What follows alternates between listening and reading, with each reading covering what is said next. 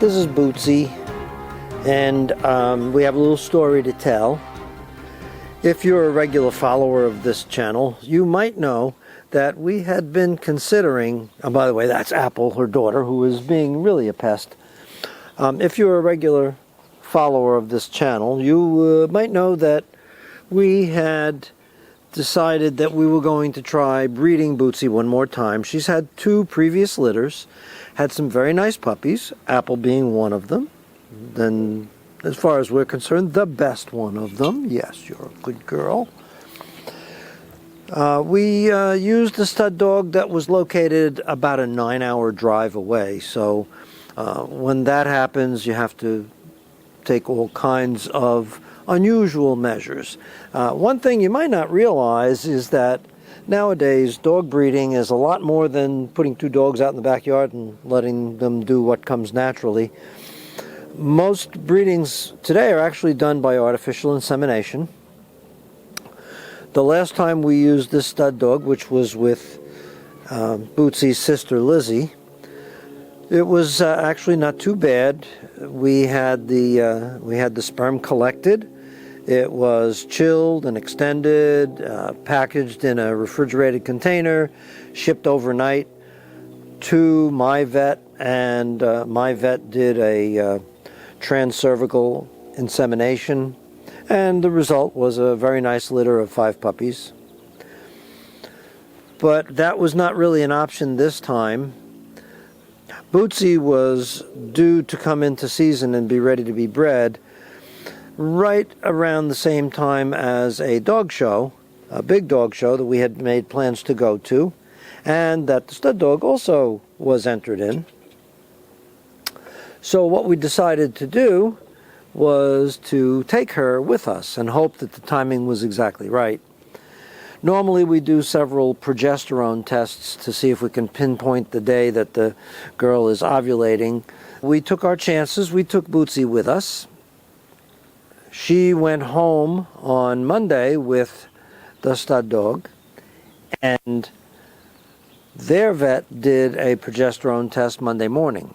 Well, it turns out that it was a reading that was on the high side, meaning that she might just be coming out of being ready to be bred.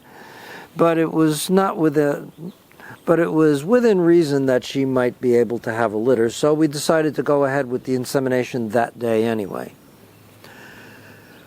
So it's now about a month later, and we wanted to check to see if she was pregnant. So we took her to our vet. Our vet was doing an ultrasound to see if there were puppies in there, or actually little tiny embryos in there. At 1 month out into the pregnancy, the embryos would be maybe the size of a walnut or so. They're kind of small. But the ultrasound shows them up very nicely. Here's a little view of an ultrasound that we did on Lizzie's pregnancy, showing those puppies that we had. At the upper part of the sonogram, you can see a little globule. That's the embryo, and right there is the heart beating. And this was one of Lizzie's pups. So that's what we're looking for when we go to the vet. So now to the vet's office. Hey, Bootsie. So as soon as we got inside the vet's office, they made her comfortable in a little V-shaped bed where she would have her stomach facing up. And of course, like all dogs, she was a little bit ticklish on her stomach. But they get the sonogram ready, and then once that's all ready to go, we dim the lights so we can see the screen. The vet takes a hold of the probe and puts it on her belly, and then we can see on the screen, and she is exploring various parts. So you have to understand that dogs have a uterus that has 2 parts that are called horns, one on the left, one on the right, and she has to check both horns. It's possible to have a pregnancy in one and not in the other.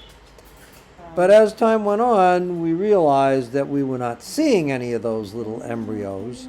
There was no evidence of anything inside of her, and so it looks like Bootsie was going to be disappointed. So as it turns out, we have no pregnancy this time. Bootsie, I hope you're not disappointed.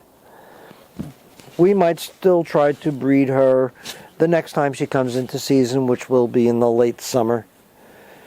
Otherwise, the next girl we have actually to produce puppies would be Apple. Apple, you're a good girl. Say hello to everybody out there. Turn around. Say hi. So, sorry about Bootsie's disappointing news. That means we won't be able to show you any new puppies for some time. But we always have Apple, and Jimba, and Bella. So, until next time, Bootsie, you're a good girl.